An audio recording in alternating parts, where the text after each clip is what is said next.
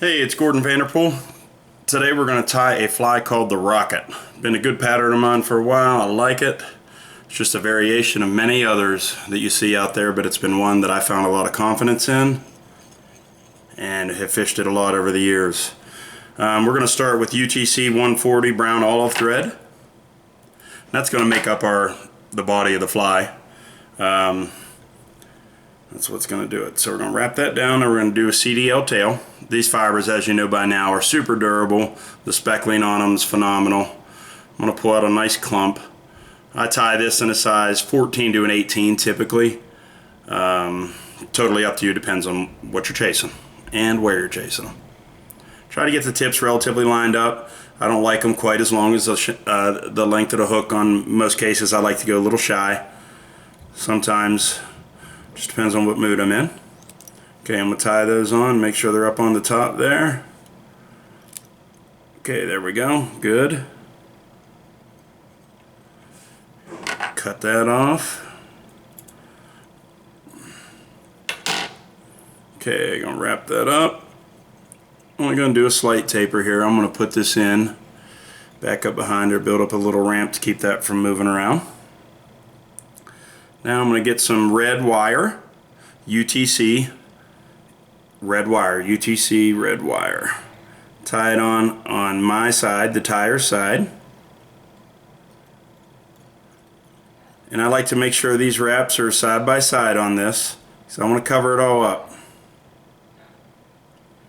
And I want to make sure it's covered. So I like to unwrap this thread and make it flat, and it'll perform nice and give a nice flat, smooth, uniform body on this fly as I'm wrapping.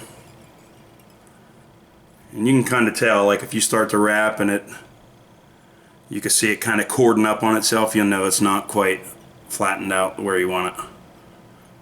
There we go. That's building a nice flat, nice smooth taper.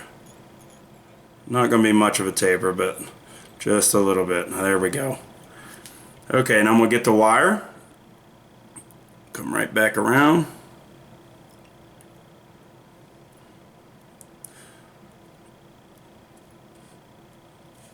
There we go. Put that up. We'll helicopter that off. It's not being nice, is it? Good stuff. Okay. Alright, so there we go. Now I'm going to get some peacock bronze dubbing. I'm not going to get a ton of this. Actually, you know what, before I get ahead of myself, I always like to put some clear cure goo on this. Hydro. Kind of reinforce this. I forgot to do it. Very important step too. It really makes that red rib stand out, gives it a killer look, makes the bug nearly bulletproof, which is the good thing about it. Okay, then you get your torch, hit it, and that'll lock it down forever. Forever hard as a rock. There we go.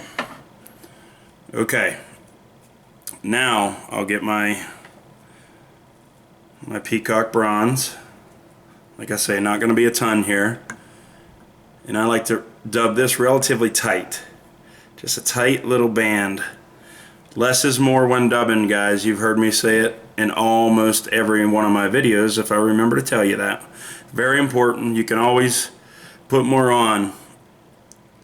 Pain in the butt to take it off. Okay, I like to have that collar back a little bit. This is going to be some more to this. Okay, so now I got this. It's olive brown. Same theme as the thread. It's a brown olive thread. CDC.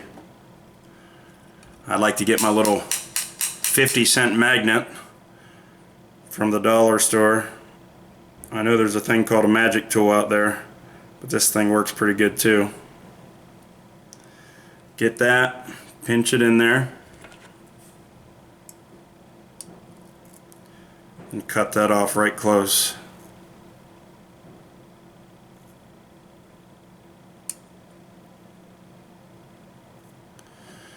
There we go. So now that I got the thread, should be relatively flattened out. We're going to find out. Get our bodkin and do that, and you look and you'll see how flat it looks. So then you just kind of lay it on your finger, get the bodkin, point right in the middle of it, and split it. Makes it nice and easy to do these. So put it over there like that. I like to let it rest right on that tool. Oops, slipped it off of there. My bad. My bad. One thing you gotta be careful of, and I did it to myself, I left my the length coming out of here a little short, so I may struggle with this, and if I do, you'll be the first to know. There you go, it's together. Let go. Now you get your thread, kind of hold above it, spin the opposite way you did to flatten it out, hold that, and then let go, and it'll bind it all out there nice like that. So now it's attached and it's in there, but I'll give it a few more wraps just for good measure to make sure it's nice and tight. Okay, so now it should look like that. Look at that beautiful spiky look. Take a couple wraps behind. Now once the CDC starts, I wrap, then I'm going to preen everything back. Wrap, preen it back, wrap, preen it back. And that's probably going to be it right there. Take these off, line them up, and I'm going to go right into the whip finish right here.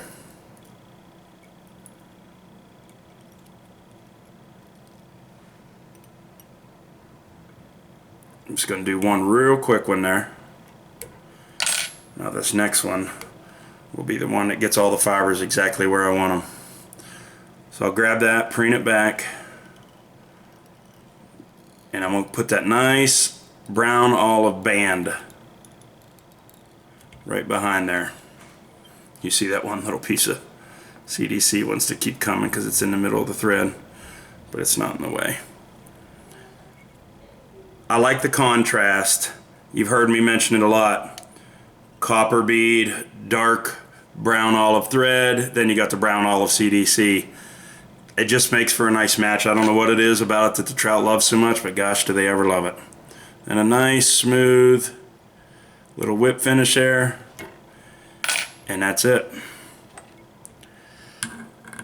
Guys, this fly has done serious damage for me all over. I've never really found a place that when it was time for this style of bug that it didn't work. It's just been a good one to me for a long time. I hope you enjoy it. Thanks for watching. Please subscribe to my channel if you haven't already.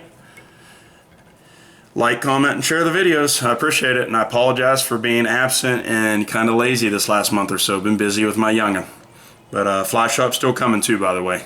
So I'll surprise you one day and be like, bam, there it is. Alright, so hey, thanks for watching, guys. Have a good day.